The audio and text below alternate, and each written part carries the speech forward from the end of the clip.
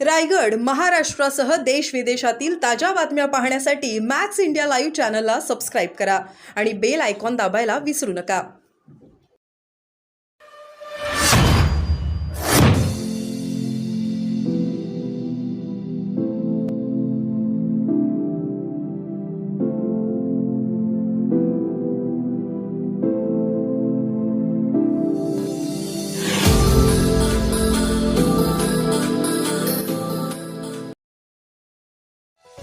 सुनील तटकरे विश्वासघातकी माणूस.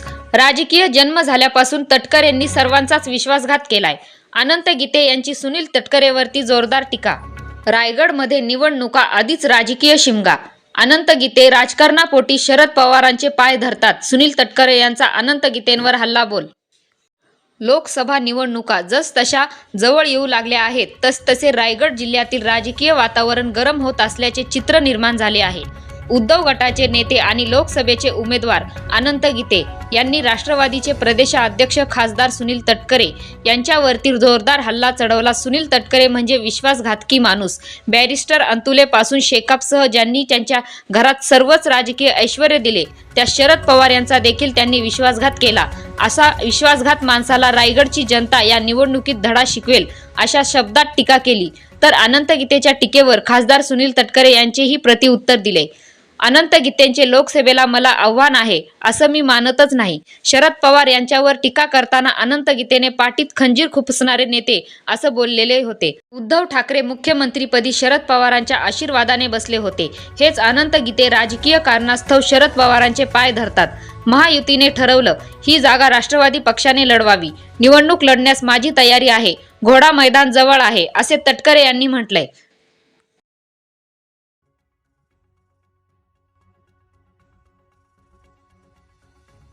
निवडणुकीची वाट रायगडची जनता सुद्धा आतुरतेनं पाहते.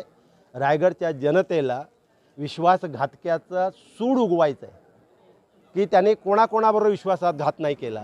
राजकीय जन्मापासून म्हणजे पहिला राजकीय जन्म त्यांना ज्याने दिला त्या बॅरिस्टर AR अंतुलेंचा विश्वासघात केला. ज्यांचं राजकारण संपत आलं होतं, रायगडमधून हद्दपार व्हायची वेळ आली होती, त्या हद्दपारीतून ज्या शेका पक्षानं वाचवलं त्या जयंत पाटलांचा विश्वासघात केला.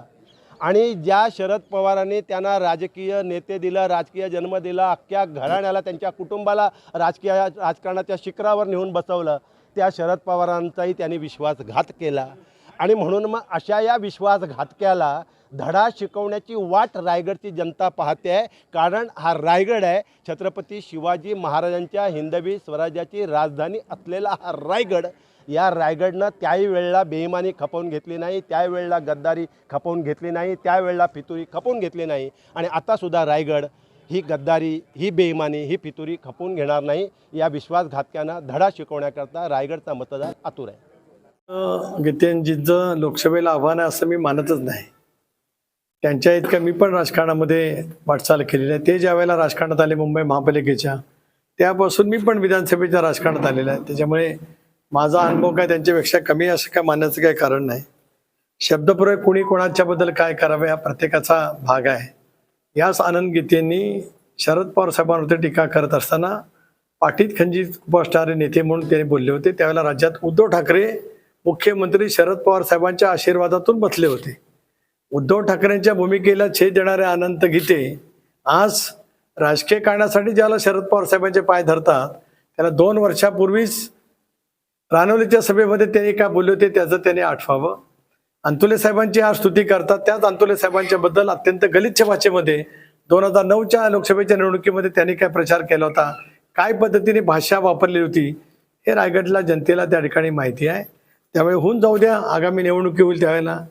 नाहीतरी मागच्या इतक्या मोठ्या प्रचंड लाटेत 33,000 मताधिकारी मी निवडून आलो. यावेळेला महायुतीने जर काय ठरवलं ही जागा राष्ट्रवादी काँग्रेस पक्षाला द्यायची तर निवडणूक लढण्यास माझी तयारी आहेच. घोडा मैदान जवळ आहे.